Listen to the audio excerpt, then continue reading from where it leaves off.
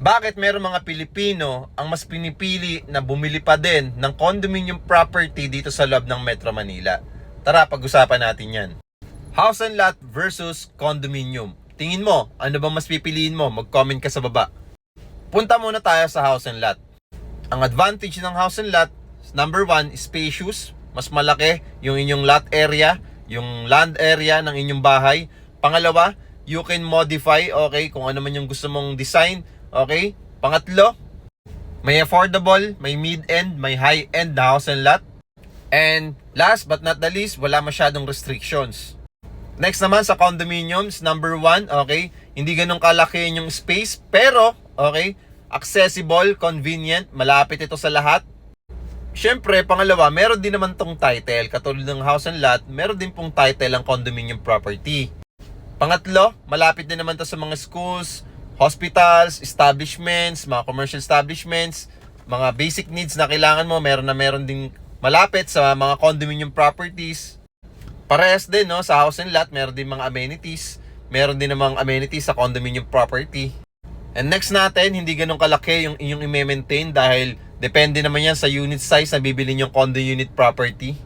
Pero yun nga, dahil condominium property, situated talaga to sa loob ng Metro Manila. Kaya naman sobrang accessible sa work mo, sa business mo, at sa pag-aaral ng anak mo. Marami kasi sa atin naghahanap din ng house and lot, but okay, ang nabibili nila ay nasa malalayong lugar na. Malayo na talaga or outside sa Metro Manila. Pero wala namang problema yon dahil yun yung choice natin. Pero kung choice mo na magkaroon ng property dito sa loob ng Metro Manila, ay pwede ka rin bumili ng condominium property. Affordable, accessible, convenient.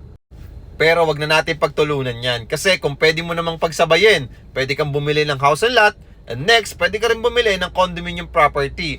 Or bumili ka ng condo unit property for starting property mo. Next, house and lot. So depende naman yan sa investment type na gusto mo.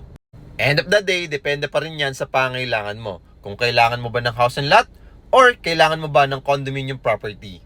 Ikaw pa rin na magde-decide niyan. So kung naghahanap ka ng affordable condominium for only 10,000 cash out only through Pag-ibig Financing, mura-mura, through Pag-ibig pa, kami pang bahala mag-process, 30 days lang, lipat agad. So parang rent-own, di ba? So ano pang inaantay mo? Mag-follow at mag-message ka na. Located lang ito sa Ortigas Extension, Pasig, na malapit sa lahat, accessible sa lahat. Kahit anong kailangan mo, meron na meron dyan.